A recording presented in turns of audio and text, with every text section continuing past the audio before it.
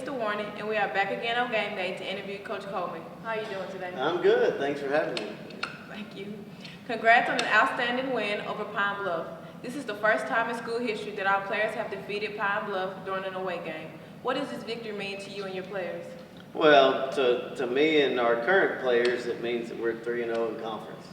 And all the goals that we have, set at the beginning of the year are still there. Conference championship, state championship. And so that is still attainable because we're 3-0. Historically, I mean, it's just big for the program. Now we're overall 3-29-1 against Pine Bluff. But the good news is we're 3 out of the last 4 we've won. So, but first time on the road, it's a difficult place to play. The weather, it was cold and rainy. It was just one of those nights, but we played really, really well. This week we face West Memphis. In the past, we've never beaten Pine Bluff and West Memphis in the same season. What is the team's mentality going into this game? Well, our mentality is kind of like what I talked about before. It's strictly on West Memphis. We try to weekly get a plan together to try to be 1-0 at the end of the week. And I know that's kind of cliche and what people say a lot now, but that's the approach you have to have. West Memphis is very good. Pine Bluff historically is very good, so there's a reason why we've never beat both of them in the same season. So we've got a work cut out for us, but we've had a great week of practice. Our guys are focused. They practice really, really well. I think our mindset's good. I'm looking forward to tonight's game. West Memphis has offensive lineman Chris Morris, who just committed to Texas A&M.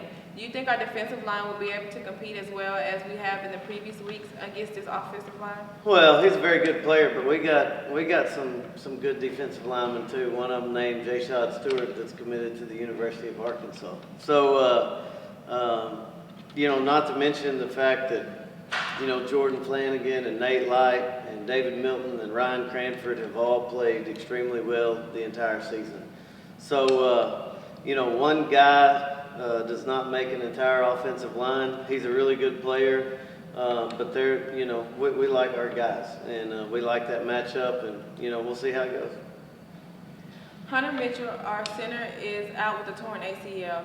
Talk to us a little about his replacement and how we plan to compensate for his loss. Well, losing a player is always tough, and Hunter had played really well, the entire season so far. Josh Heineman came in and played for him last week. Josh Heineman has experience at center, and we expect Josh to come in there and play just as well as Hunter did. And, Josh has played a lot for us this year, rotating at tackle.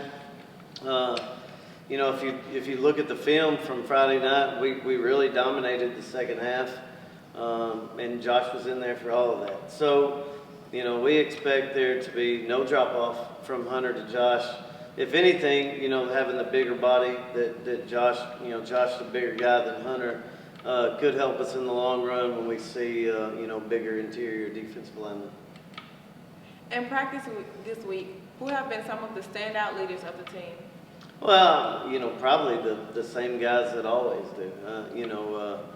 Our offensive line played really well last week, and all those guys, Josh, that we've already talked about, Bo Brown, Marcus Rowe, Bryce Hudson-Smith, Juan Cruz, those guys have had a great week of practice. And then, those defensive linemen that I mentioned a minute ago, when those guys go head-to-head every day in practice, it's really a sight to see.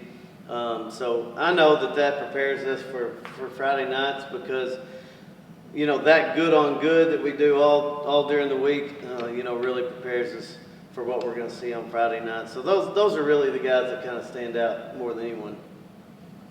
Tonight we will celebrate the 40-year reunion of the 1979 States Championship team. Tell us a little bit about their presentation and when it will be happening. Well, it's going to be happening at halftime, and it's a really special event. Obviously, it's the last time Jonesboro High School won a football state championship. It's the last time that Craighead County won a football state championship. So it's really big. Now, for me personally, you know, Don Riggs was the head coach of the 79 football team, and Don Riggs, when I was going through high school, was the athletic director.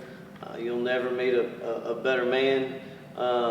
You know, when I was hired out of college, Don Riggs was the guy that hired me, and then when I left and came back as the head coach at Jonesboro High, Don Riggs was the athletic director that helped hire me.